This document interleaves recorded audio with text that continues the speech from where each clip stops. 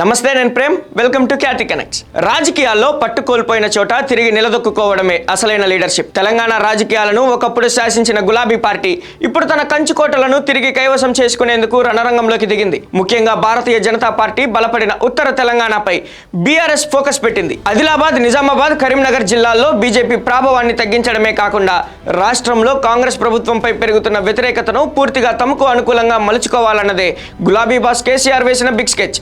కేంద్ర రాష్ట్ర ప్రభుత్వాల వైఫల్యాలను ఎండగడుతూ స్థానిక సమస్యల ద్వారా ప్రజల్లోకి చొచ్చుకెళ్లాలని పార్టీ క్యాడర్కు దిశానిర్దేశం చేశారు. అసలు ఉత్తర తెలంగాణపై బీఆర్ఎస్ వేసిన ఆ ముక్కోనపు వ్యూహం ఏంటి? నిజామాబాద్, ఆదిలాబాద్, సింగరేణి బెల్టులలో కేటీఆర్ నడిపిస్తున్న ఆ గ్రౌండ్ వార్ ఏంటి అనేది ఇప్పుడు చూద్దాం.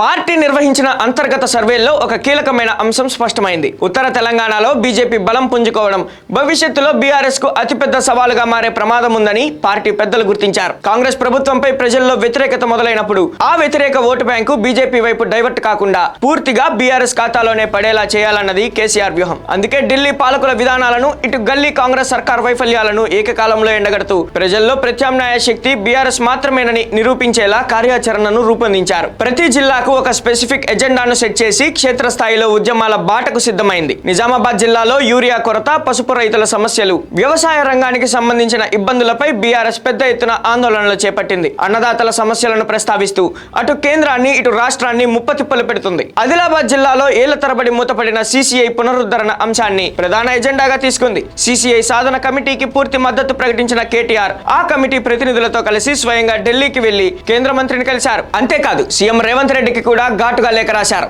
కరీంనగర్, పెద్దపల్లి, మంచిర్యాల ప్రాంతాల్లో సింగరేణి బొగ్గుగని కార్మికుల సమస్యలు, సంస్థలో జరుగుతున్న అవకతవకలు, అవినీతి ఆరోపణలను వెలికితీస్తూ ప్రభుత్వంపై ఒత్తిడి పెంచుతోంది. ఒకప్పుడు ఉత్తర తెలంగాణ అంటే బీఆర్ఎస్ కు తిరుగులేని అడ్డాగా ఉండేది.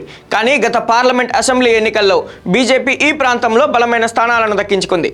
ఇప్పుడు మళ్ళీ ఆ పాత వైభవాన్ని సాధించాలంటే కేవలం విమర్శలతో సరిపెట్టకుండా ప్రజా సమస్యలపై నేరుగా రోడ్లపైకి వచ్చి పోరాటాలు చేయడమే ఏకైక మార్గమని కేసీఆర్ భావించారు. రాబోయే రోజుల్లో మరిన్ని స్థానిక సమస్యలను గుర్తించి మండల స్థాయి నుంచి జిల్లా స్థాయి వరకు వరుస ఆందోళనలు, ధర్నాలు నిర్వహించేందుకు ఇప్పటికే పూర్తి స్థాయి కార్యాచరణను సిద్ధం చేశారు. చూశారుగా, బీజేపీ సిట్టింగ్ స్థానాలను టార్గెట్ చేస్తూనే కాంగ్రెస్ వైఫల్యాలపై దండెత్తుతూ రెండు ప్రధాన ప్రత్యర్థులను ఏకకాలంలో ఇరుకున పెట్టే సరికొత్త మైండ్ గేమ్ మొదలైంది. మరి పసుపు రైతుల అంశం, సీసీఐ పోరాటం, సింగరేణి కార్మికుల సమస్యలపై బీఆర్ఎస్ చేస్తున్న ఈ యుద్ధం ప్రజల్లో ఎలాంటి మైలేజ్ తెచ్చిపెడుతుంది? బీజేపీ ప్రాభవాన్ని తగ్గించి ఉత్తర తెలంగాణపై గులాబీ జెండా మళ్లీ రెపరెపలాడుతుందా? ఈ ప్రశ్నలన్నిటికీ సమాధానం రాబోయే రోజుల్లో జరిగే పోరాటాలే నిర్ణయించబోతున్నాయి.